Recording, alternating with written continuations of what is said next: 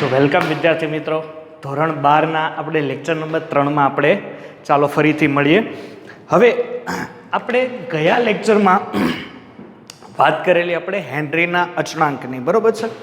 હવે હેનરીના અચળાંક નિયમ પૂર્ણ થયા બાદ હેનરીના નિયમના અમુક દાખલાઓ છે, બરોબર છે. દાખલા વિશે આપણે ચર્ચા કરી શકીએ, પણ એ દાખલા થોડાક આ થિયરી જે આપણી છે રાઉલ્ટનો નિયમ એ થોડોક મોટો છે, એટલે દાખલાની ચર્ચા આ નિયમ પૂરો થશે એટલે રાઉલ્ટનો નિયમ અને હેનરીના નિયમના દાખલા આપણે એક સાથે ફ્લોમાં એક આખો એનો લેક્ચર બનાવશું, બરોબર છે. હવે આપણે જોઈએ અત્યારે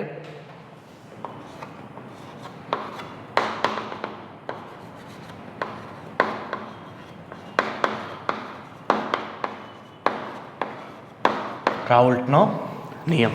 હવે રાઉલ્ટના બે નિયમ હતા વિદ્યાર્થી મિત્રો. કેટલા? બે. ધ્યાન આપજો. એક નિયમ હતો પ્રવાહી મિશ્રણ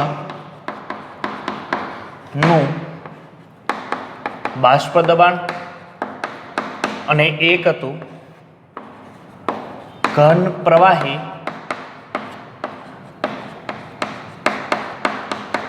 મિશ્રણનું બાષ્પ દબાણ.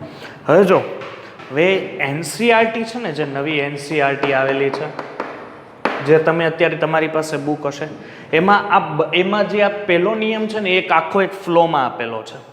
પછી આ બીજો નિયમ છે ને એ થોડો કટકે આપેલો છે. હું આખો નિયમ એક સાથે તમે બુકમાં જોશો ને એટલે આ જે નિયમ પૂરો થાય ને એના પછી એક પછી પેજ આદર્શ દ્રાવણ બિન આદર્શ દ્રાવણ વચ્ચેનો તફાવત ને એના પછી એક પેજ ઉપર આવતું હશે બાષ્પ દબાણમાં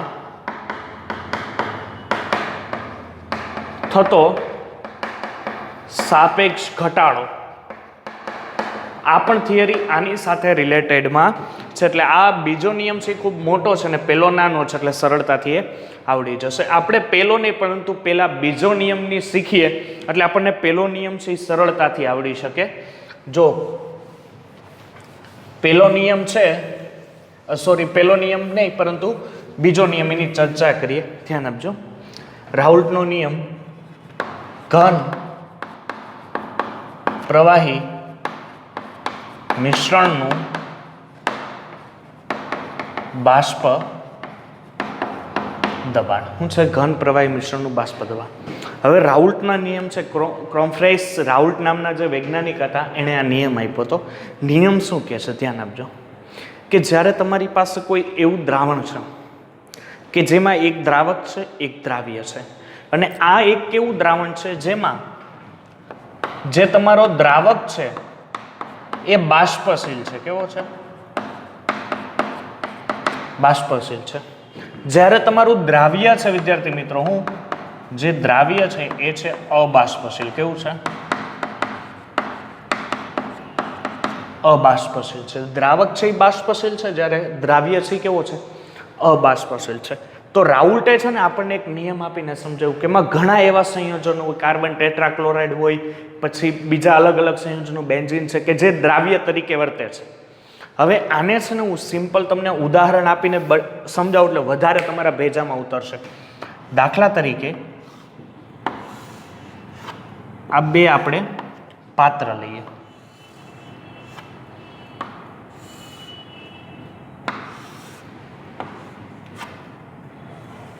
આ બે પાત્ર લીધા છે. ઓકે, આ પાત્ર 1 અને આ છે પાત્ર 2. ઓકે, રાઉલ્ટનો નિયમ તમને સમજાશે. કોના માટે? ઘન પ્રવાહી મિશ્રણના બાષ્પ દબાણ માટે.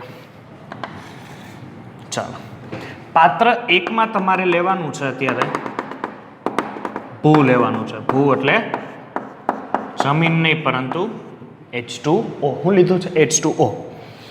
ચાલો, આ પાત્રને પછી આવી રીતના એકદમ સીલ પેક કરી દેવાની, જ્યાંથી કોઈ પણ હવા પણ જઈ શકે નહીં. રેડી? હવે શું કરશો? ધ્યાન આપજો. આ જે H2O છે એ ધીરે ધીરે, ધ્યાન આપજો, H2O છે એ ધીરે ધીરે, એ પહેલાં એક કામ કરીએ, આ પાત્ર લઈ લઈએ. આમાં પણ શું લેવાનું છે?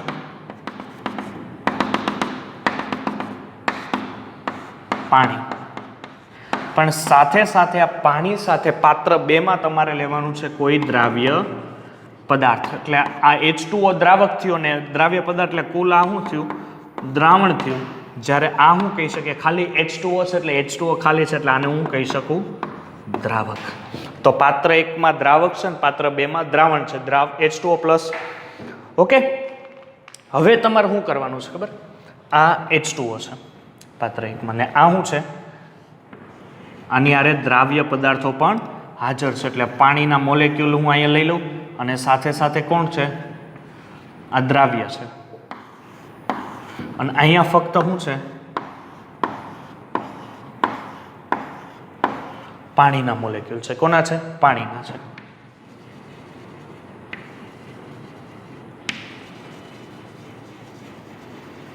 તમને દેખાતા હશે બ્લુ ભાગમાં કદાચ એ દ્રાવ્યના કણો છે અને અહીંયા શું છે? દ્રાવક. હવે હું તમને એક વસ્તુ સમજાવું કે પહેલાં તો બાષ્પ દબાણ એટલે શું? કારણ કે જો તમને બાષ્પ દબાણ ખબર નહીં, પહેલી વસ્તુ તો દબાણ એટલે શું એ ખબર ન હોય. દબાણ એટલે શું થશે? જો વિદ્યાર્થી મિત્રો યાદ રાખજો, કોઈ પણ આ સપાટી છે, આ સપાટી છે, આ સપાટી ઉપર હું લંબ રૂપે બળ લગાવું. કયા રૂપે? લંબ. હવે આ એક લંબ થયો અહીંયા અને આ જોજો, એક આ સપાટી ને આ, એટલે એક લંબ દેખાશે તમને. આ એક સપાટી લંબ તમે કેમ દર્શાવો? આને લંબ કહેવાય. તો આ જે સપાટી છે આ છે અને આ રીતે. તો લંબ રૂપે જે બળ લગાવવામાં, આને હું આમ ધક્કો મારું તો મારા દ્વારા લંબ રૂપે આના ઉપર જે બળ લગાવવામાં આવે ને ધેટ્સ કોલ્ડ દબાણ. શું કહેવાશે એને? દબાણ. તો ફરીથી દબાણની ડેફિનેશન શું થશે કે જ્યારે કોઈ પણ સંપર્ક સપાટી ઉપર, જ્યારે કોઈ સંપર્ક સપાટી ઉપર લંબ રૂપે, ધ્યાન આપજો લંબ છે, આ એક સીધો ભાગ ને કાતર, લંબ રૂપે બળ લગાવવામાં હું આને ધક્કો મારું ત્યારે જે ક્રિયા થાય એને શું કહેવાશે? દબાણ કહેવાશે. શું કહેવાશે? દબાણ. તો દબાણની ડેફિનેશન તમને ખબર પડી ગઈ. હવે બાષ્પ દબાણ એટલે શું થશે કે અહીંયા મેં લગાવ્યું હતું બળ, હવે કોઈ બાષ્પ દ્વારા, ધ્યાન આપજો, કોઈ પણ વાયુ, કોઈ પણ બાષ્પ દ્વારા કોઈ સપાટીને બળ લગાવવામાં આવે ધેટ્સ કોલ્ડ, સમજાઈ ગયું, તેને શું કહેવાશે? બાષ્પ દબાણ કહેવાશે. સમજ પડશે? દબાણ કોને કહેવાય? ફરી વાર, કોઈ પણ સંપર્ક સપાટી ઉપર જ્યારે લંબ રૂપે બળ લગાવવામાં આવે ત્યારે એને દબાણ કહેવાય. અને જ્યારે કોઈ બાષ્પ દ્વારા, આ તો મારા દ્વારા બળ લાગ્યું, ધારો કે હું બાષ્પ છું, તો મારા દ્વારા આ સપાટી ઉપર બળ લગાવવામાં આવે તો આ કયું દબાણ કહેવાય? બાષ્પ દબાણ. Very good. હવે વિદ્યાર્થી મિત્રો યાદ રાખજો કે આ એક પાણી છે, દ્રાવક છે. આ દ્રાવક છે એને તમે થોડાક તાપમાને લઈ જાઓ, પાણીને તમે ઘણો સમય અગાસી ઉપર મૂકી રાખો તો પાણીમાંથી થોડી થોડી બાષ્પ નીકળવા મળશે. અહીંયા તમારે ટેમ્પરેચર આપવાનું છે 27 ડિગ્રી છે, એટલે કે ઓરડાના તાપમાને, એને કોઈ ફેરફાર નથી કરવા. એટલે શું થશે ખબર છે? આ ધીરે ધીરે અહીંથી બાષ્પ નીકળવાનું શરૂ થશે. અહીંયા ફક્ત શું છે? ધ્યાન આપજો, અહીંયા ફક્ત શું છે? પાણી છે. એટલે પાણીની ધીરે ધીરે બાષ્પ નીકળવાનું શરૂઆત થશે. હવે પાણીની ધીરે ધીરે જ્યારે બાષ્પ નીકળવાની શરૂઆત થાય એટલે અહીંયા તો હવે આપ કેવું છે? આખું પેક છે. એટલે પાણીના હવે જે મોલેક્યુલ્સ છે એ પાછા પાણીની સપાટી તરફ આવે. એટલે આ મોલેક્યુલ્સ છે એ મોલેક્યુલ્સ જ્યારે પાછા પાણીની આ સપાટી ઉપર આવે તો આ પાણીની સપાટી આમ લંબ કહી શકું, અને એ લંબ ઉપર આમ જોવો તો બળ લાગે છે. પાણીના જે વાયુ સ્વરૂપના કણો છે, ધ્યાન આપજો, અહીંયા પાણી શું થઈ ગયું હતું? બાષ્પ થઈ ગયું હતું, પાણી બહાર નીકળી ગયું. હવે એ જ બાષ્પ પાછી પાણી સાથે અથડાય અને પાણી ઉપર એ શું લગાવે? બળ લગાવે, જેને શું કહેવાશે? બાષ્પ દબાણ. શું કહેવાશે ને? બાષ્પ દબાણ. ફરીથી પાણીની બાષ્પ નીકળે, એ પાણીની બાષ્પ પાછી જે પાણીની સરફેસ છે, જે પાણીની સરફેસ છે, પાણીની સરફેસ ઉપર પાછું લંબ રૂપે બળ લગાવે તો એને શું કહેવાય? બાષ્પ દબાણ. અને આ બાષ્પ દબાણમાં ખાલી શું છે? કોનું છે? દ્રાવક. દ્રાવક એટલે કોનું છે? ખાલી પાણી. ખાલી પાણી છે એટલે એને હું સંજ્ઞા આપીશ P01. હું આપીશ P01 અને P01 ને કહીશ કે શુદ્ધ અવસ્થાનું, ધ્યાન આપજો, કઈ? શુદ્ધ અવસ્થાનું બાષ્પ દબાણ. કઈ અવસ્થાનું? શુદ્ધ અવસ્થાનું બાષ્પ દબાણ. હવે એ જ રીતે વિદ્યાર્થી મિત્રો આ બાજુ આવી જાઓ. ચાલો, હવે અહીંયા શું છે? પાણી છે અને અહીંયા શું છે? દ્રાવ્ય છે. તો હવે અહીંયા શું થશે? અહીંયા દ્રાવ્ય યાદ રાખો. દ્રાવ્ય કેવું? પેલી વસ્તુ બાષ્પશીલ એટલે બાષ્પશીલ એટલે એવું કે જેની ઝડપથી બાષ્પ નીકળતી હોય, જેનું શું થતું હોય, ઝડપથી બાષ્પ નીકળતી હોય. અને અબાષ્પશીલ એટલે કેવું હશે કે જેની ઝડપથી બાષ્પ નીકળતી નથી. હવે અહીંયા H2O પ્લસ દ્રાવ્ય છે એટલે શું બને? દ્રાવણ. તો હવે મને જવાબ આપો કે આમાં જેટલી બાષ્પ નીકળે એટલી જ આમાં બાષ્પ નીકળશે? યસ, તમે સાચું વિચાર્યું છે, એટલી બાષ્પ એમાં નીકળશે નહીં. તો અહીંયા બાષ્પનું પ્રમાણ કેવું હશે? ઓછું હશે. આની સાપેક્ષમાં કેવું હશે? ઓછું હશે. સેમ બાષ્પ તો નીકળશે પણ આની સાપેક્ષમાં ઓછી. એટલે અહીંથી હવે જે કણો પાછા રિટર્ન આવશે, ધ્યાન આપજો, અહીંથી જે કણો રિટર્ન આવશે એ આ સપાટી ઉપર અથડાશે. તો અહીંયા બાષ્પ દબાણ તો ઉત્પન્ન થવાનું જ છે. અહીંયા પણ બાષ્પ દબાણ તો સર ઉત્પન્ન થશે જ, પણ આની સાપેક્ષમાં કેવું હશે? અહીંયા ઓછું. કેમ સર? અહીંયા બાષ્પના જે કણો છે એ આની સાપેક્ષે કેવા છે? ઓછા છે. શું કામ ઓછા છે? સર એમાં દ્રાવ્ય મિક્સ છે. શું કામ દ્રાવ્ય મિક્સ છે તો શું ફરક પડે? સર દ્રાવ્ય અબાષ્પશીલ છે, એની બાષ્પ ઝડપથી નીકળતી નથી. એટલે અહીંયા જે આ દબાણ આવશે, ધ્યાન આપજો, અહીંયા જે દબાણ આવશે એને કહેવાશે P1. એટલે એમ કહી શકું હું દ્રાવણનું બાષ્પ દબાણ. હું કહી શકું એને, હું દ્રાવણનું બાષ્પ દબાણ. તો આટલી વસ્તુ તમારા ભેજામાં અત્યારે ઉતરી જવી જોઈએ. ઓકે, આઈડિયા આવશે? ચાલો, આટલી વસ્તુ કે દ્રાવક હોય એનું બાષ્પ દબાણ, શુદ્ધ અવસ્થાનું બાષ્પ દબાણ એ દ્રાવણ કરતા કેવું હશે? વધુ હશે. ધ્યાન આપજો, શબ્દ દ્રાવકનું બાષ્પ દબાણ એટલે કે આ પાણીનું બાષ્પ દબાણ એ દ્રાવણના બાષ્પ દબાણ કરતા વધુ છે. હું કામ વધુ છે મેં તમને ડેફિનેશન આપી. કારણ કે દ્રાવણ એટલે H2O એટલે કે દ્રાવક પ્લસ દ્રાવ્ય છે. આવું દરેક વખતે H2O દ્રાવક તરીકે હોય એવું જરૂરી નથી. કોઈ પણ બીજો સંયોજન પણ દ્રાવક તરીકે હોઈ શકે. અને દ્રાવ્ય આપણને ખબર છે કેવો છે? અબાષ્પશીલ છે. અને અબાષ્પશીલ જો દ્રાવ્ય હશે તો અહીંયા વાયુ કેવો નીકળશે? ઓછો. અને ઓછો વાયુ નીકળે એટલે રિટર્ન પાછો પાણીની સપાટી ઉપર લાગતું દબાણ આની સાપેક્ષમાં કેવું થઈ જાય? આનું ઓછું થઈ જાય. ઓકે, તો અહીંયા રાઉલ્ટનો નિયમ આ હતો.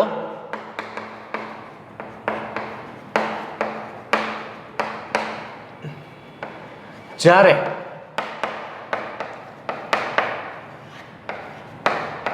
કોઈ પણ દ્રાવક, ધ્યાન આપજો, જ્યારે કોઈ પણ દ્રાવક એ અથવા કોઈ પણ દ્રાવણનું આંશિક બાષ્પ દબાણ એ, ધ્યાન આપજો, કોઈ પણ દ્રાવણનું આંશિક બાષ્પ દબાણ એ તેના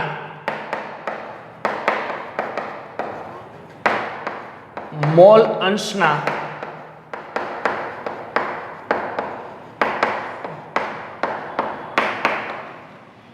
સમપ્રમાણમાં હોય છે.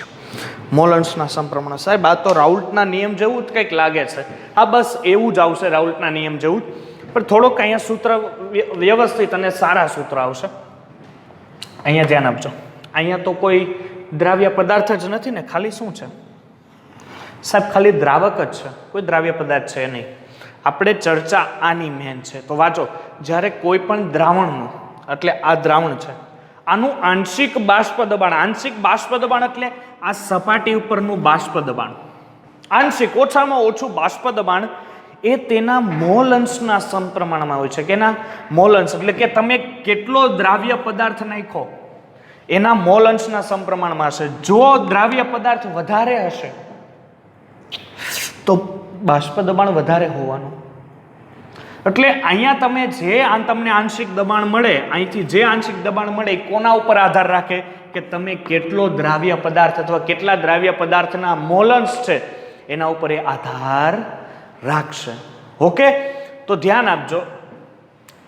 હવે અહીંયા એટલે કે P1 proportional to x1 શું થશે? P1 proportional to x1. Okay, ચાલો હવે અહીંયા ધ્યાન આપજો. હું તમને આની છે ને એક ટ્રીક આપી દઉં છું અને એ સૂત્રમાં કઈ કઈ રીતે ઉપયોગી થાય છે. તો એની પહેલા એક આપણે ગ્રાફ દોરી લઈએ, ગ્રાફ ઉપરથી આપણને વધારે આઈડિયા આવશે. ચાલો, આ P વિરુદ્ધ x નો ગ્રાફ છે. કેનો? P વિરુદ્ધ x નો. હવે આ બે કેવા છે? એકબીજાને સમપ્રમાણમાં. સાહેબ અહીંયા તમે P1 શું કામ લખો? P01 શું કામ નહીં? અહીંયા મેં જુઓ તો હું લખ્યું છે દ્રાવણ. દ્રાવણનું બાષ્પ દબાણ એટલે P1. P1 proportional to x1 એટલે કે જો મોલ અંશ વધે બાષ્પ દબાણ વધે. હવે દાખલા તરીકે દબાણ અને x બંને 0 છે. દબાણ અને x કેવું છે? બંને 0 છે. જેમ જેમ જેમ જેમ મોલ અંશ વધારતો જઈશ, જ્યાં સમજો મોલ અંશ મેક્સિમમ કેટલા હોય? મોલ અંશ મેક્સિમમ 1 હોય. કેટલો હોય? 1 હોય. 1 થી વધારે મોલ અંશ વધે નહીં. મેં તમને આગળના લેક્ચર્સમાં કીધું છે. એટલે આ પોઈન્ટ ઉપર આવે એટલે તમને મહત્તમ બાષ્પ દબાણ તમને અહીંયા પ્રાપ્ત થાય છે. ધ્યાન આપજો. હવે જો આ P1 is equal to proportional to x1 છે. શું છે? P1 proportional to x1 છે. P1 proportional to x1 છે. હું જો proportional to કાઢું તો મને અચળાંક મળે P01 into x1. શું મળશે? P01 into x1. હવે તમને આ બધી વસ્તુ ખબર પડવી જોઈએ. શું સર આ શું છે? દ્રાવણનું બાષ્પ દબાણ. શું છે? દ્રાવણનું બાષ્પ દબાણ. આ શું છે સાહેબ? આ તો શુદ્ધ અવસ્થા. શુદ્ધ અવસ્થા એટલે ખાલી એમાં પાણી જ છે. શુદ્ધ અવસ્થાનું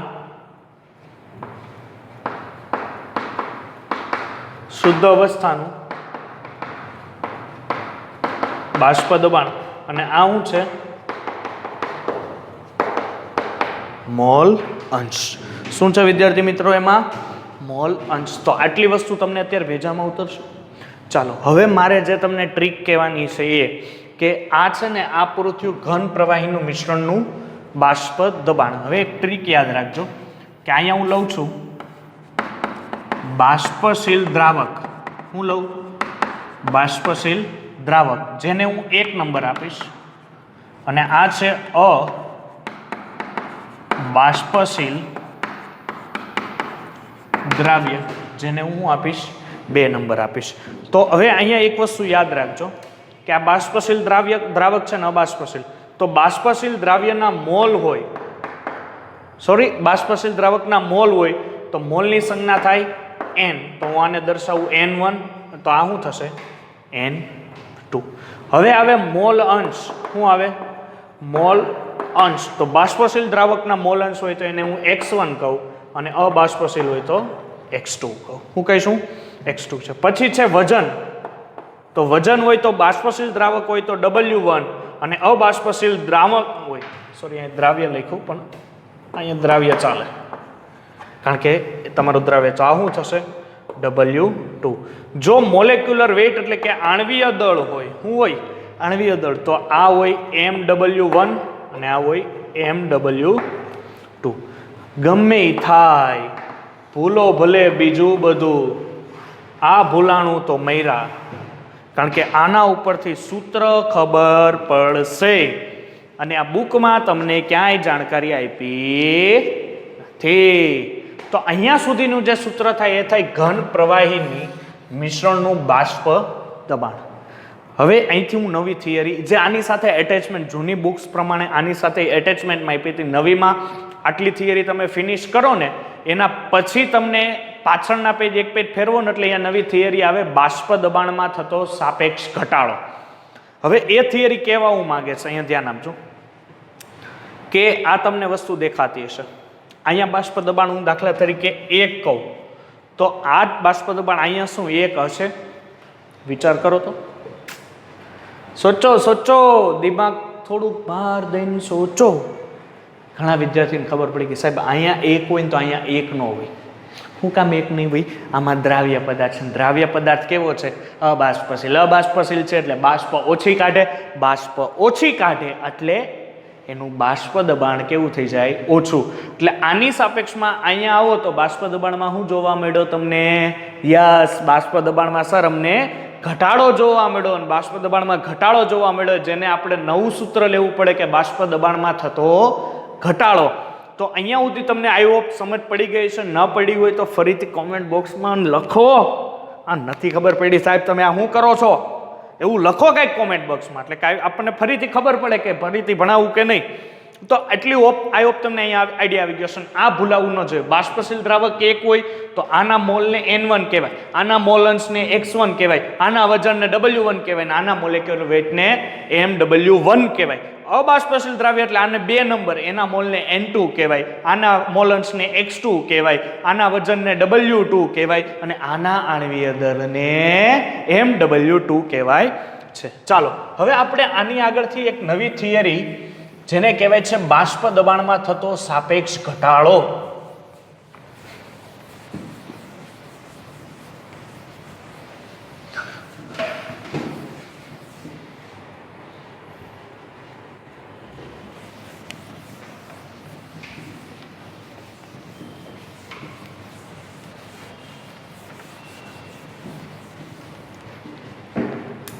જો અહીંયા થિયરીનું હેડિંગ આપી દઉં છું, બાષ્પ દબાણમાં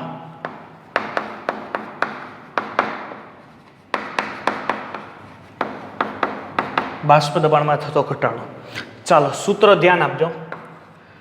P1 is equal to P01 into X1. Okay, ચાલો P01 ને હું અહીંયા છેદમાં લઉં છું, તો P1 upon P01 is equal to X1. શું છે? P1 upon P01 is equal to X1. હવે X શું છે? X છે મોલન્સ. તો મોલન્સનું સૂત્ર શું થાય? ઘટકના મોલ છેદમાં કુલ મોલ. ઘટકના મોલના છેદમાં કુલ મોલ એટલે ઘટક X1 છે. આ શું છે? X1 છે એટલે ઘટકના મોલ N1 હોય ઉપર અને છેદમાં N1 plus N2 હશે. એટલે હું અહીંયા જો તમને કદાચ આઈડિયા આવે ન આવે તો ફરીથી જોઈ લેજો. અહીંયા P01 is equal to X1. X1 એટલે આપણે જેના મોલ ગોતવાના, મોલન્સ ગોતવાના, એટલે એને ઘટકને ઉપર રાખવાનું. હવે X1 છે એટલે N1 એના ઘટકના મોલ થયા, એટલે N1 ના છેદમાં N1 plus N2 રહ્યા. N1 ના છેદમાં N1 plus N2. ચાલો હવે હું કરું કે બંને બાજુ 1 વડે બાદબાકી કરતા. ચાલો માઇનસ કરો એટલે 1 minus P1 upon P01 is equal to 1 minus N1 upon N1 plus N2. લ્યો લસા. P01 minus P1 upon P01. Okay, હવે તમને અહીંયા આઈડિયા આવી જવો જોઈએ. અહીંયા આનું જે બાષ્પ દબાણ છે P01 અને આનું શું થશે? P1. ચાલો અહીંયા લ્યો N1 plus N2 minus N1 upon N1 plus N2, કારણ કે આને ગુણાકાર ને પછી બાદબાકી. ચાલો પ્લસ N1 અને માઇનસ N1 કેન્સલ એટલે P01 minus P1 upon P01 is equal to શું થાય? N2 ના છેદમાં N1 plus N2.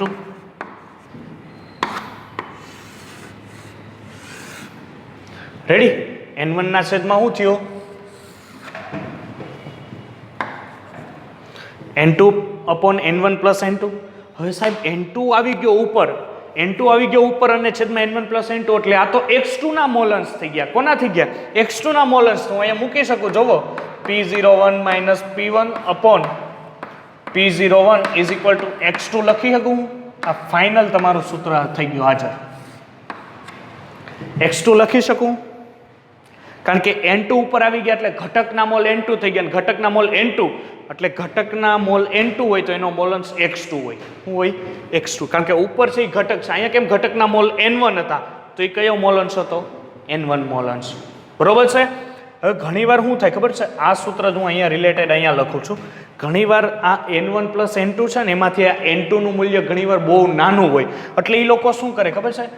P01 minus P1 upon P01 is equal to N2 ના છેદમાં N1, કારણ કે N1 ની સાપેક્ષે, અહીંયા શરત યાદ રાખજો, N1 ની સાપેક્ષે N2 કેવો હોય? ખૂબ નાનો હોય. એટલે N1 N2 ને શું થાય? અહીંથી અવગણી દેવામાં આવે છે. જો N1 ની સાપેક્ષમાં N2 કેવો છે? ખૂબ નાનો હોય એટલે N2 ને અવગણી એટલે ખાલી N2 ના છેદમાં N1 લખવામાં આવે. હવે યાદ રાખજો P01 minus P1 upon P01.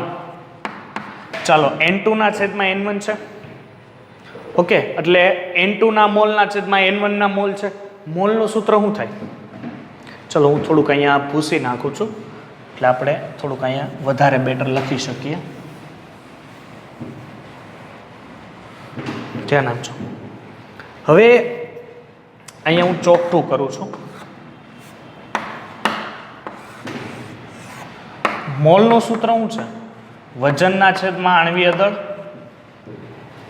મોલનું સૂત્ર શું છે? વજનના છેદમાં આણ્વીય દળ. હવે અહીંયા શું છે? N2 છે. હવે N2 ના મોલ એટલે શું થાય છે? N2 ના મોલ એટલે W2 ના છેદમાં MW2. W2 ના છેદમાં MW2 થશે.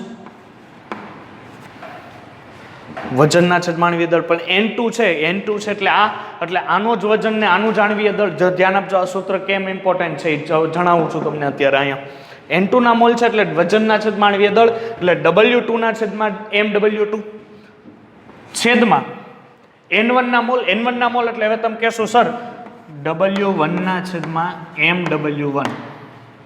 રેડી? ચાલો હવે હું અહીંયા લખું છું આ છેદનો છેદ અંશમાં. જો વિદ્યાર્થી મિત્રો તમે અટવાતા હોય તો આ W લખવાની જરૂર નથી, ડાયરેક્ટ અહીંયા 2 લખી નાખો. કારણ કે ઘણીવાર શું થાય વિદ્યાર્થી મિત્રો, આ W ને પાછા વજનમાં ગણી લે. M1 કરી નાખો ને અહીંયા M2 કરી નાખો એટલે મોલેક્યુલર વેઇટ તમને યાદ રહે. ચાલો આ છેદનો છેદ અંશમાં આવી જાય એટલે P01 minus P1 upon P01 is equal to W2 ના છેદમાં M2 ગુણ્યા M1 ના છેદમાં W. આ તમારું ફાઇનલ સૂત્ર થશે. કોના માટે? રાઉલ્ટના નિયમનો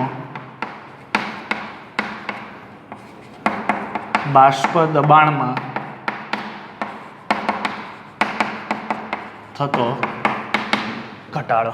ઓકે, જ્યાં જ્યાં તમને લખવાની જરૂર પડે અહીંથી આ સૂત્ર, અહીંથી આખું ચાલુ થાય છે અને અહીંયા ફિનિશ થાય છે. બરોબર છે સૂત્ર? તો આયો ફરીથી તમને આઈડિયા આપી દઉં. જો P1 is equal to P01 into X1 જે તમને રાઉલ્ટના નિયમની ઘનની પ્રવાહીની દ્રાવકમાંથી તમને મળી આવ્યો હતો. હવે P1 ના છેદમાં હું P01 અને X1 લઉં. જો મોલન્સ 1 થઈ જાય, અહીંયા શરત મૂકું છું, અહીંયા ઉપર તમને દેખાશે. હવે કંઈ નહીં, અહીંયા જ મૂકી દઉં. માફ કરજો, થોડીક જગ્યાનો અભાવ છે. જો X1 1 હોય, X1 કેટલો થઈ જાય? 1 થઈ જાય એટલે P01 સામે આવી જાય તો P1 is equal to P01 થાય. પણ ક્યારે? જો X1 1 થાય. જો તમે નોટ ડાઉન કરો છો તો લખી શકો. ચાલો P1 ના છેદમાં P01 X1 એટલે ઘટક A ના મોલન્સ. કયા? ઘટક A ના એટલે X1 છે એટલે આના મોલન્સ. તો આના મોલન્સનું શું થાય? N1 ના છેદમાં N1 પ્લસ N2. 12મા ધોરણમાં છો, તમને આટલો આઈડિયા હોવો જોઈએ.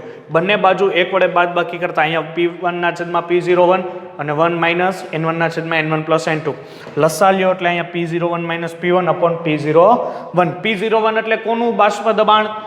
બાષ્પશીલ દ્રાવક. બાષ્પશીલ દ્રાવક એટલે એને તમે શું કહી શકો સર? શુદ્ધ અવસ્થાનું. કઈનું? શુદ્ધ અવસ્થાનું. લસા લ્યો એટલે આમ હશે P01 minus P1 upon P01 N2 ના છેદમાં N1 પ્લસ N2. હવે N2 ના છેદમાં N1 પ્લસ N2 એટલે એને કહેવાય X2. કારણ કે ઘટક 2 ના મોલન્સનું સૂત્ર થયું આ. એટલે X2 એટલે P01 minus P1 upon P01. ઘણીવાર શું થાય? X2 ન લખો ને તો ઘણીવાર તમને આવું પણ સૂત્ર આપી શકે. ધ્યાન આપજો, આ દાખલા ગણશું એટલે વધારે ને વધારે બેટર આપણને સમજાશે. N2 ના છેદમાં N1. N2 ના છેદમાં N1 કેમ આવ્યું સર? N2 છે N1 ની સાપેક્ષમાં ઘણી નાનો હોય. નાનો હોય એટલે N2 ના છેદમાં N1 લખી શકો ને. N2 ના છેદમાં N2 એટલે ઘટક 2 ના મોલ, પછી N1 એટલે ઘટક 1 ના મોલ. મોલનું સૂત્ર વજનના છેદમાં આણ્વીય દળ. I N1 વજનના છેદમાં આણ્વીય, છેદનો છેદ અંશમાં એટલે MW1 ના છેદમાં W1. આ સૂત્ર ભૂલાવું ન જોઈએ, પણ એના માટે તમારી પાસે બ્રહ્માસ્ત્ર આ તૈયાર હોવું જોઈએ. આ બ્રહ્માસ્ત્ર જો તૈયાર હશે, જો આવડતું હશે એટલે આમ દાખલાઓ આના થશે. તો ઓકે, આઈ હોપ તમને રાઉલ્ટનો આખો નિયમ સમજાઈ ગયો હશે. અને આ લેક્ચરને 2 વાર જોશો તો એકદમ ભેજામાં ઉતરશે ને પછી આપણે આના દાખલાની ચર્ચા કરશું. ત્યાં સુધી આને તમે એકવાર નજર મારી લો રાઉલ્ટના નિયમ ઉપર થોડી વાર માટે.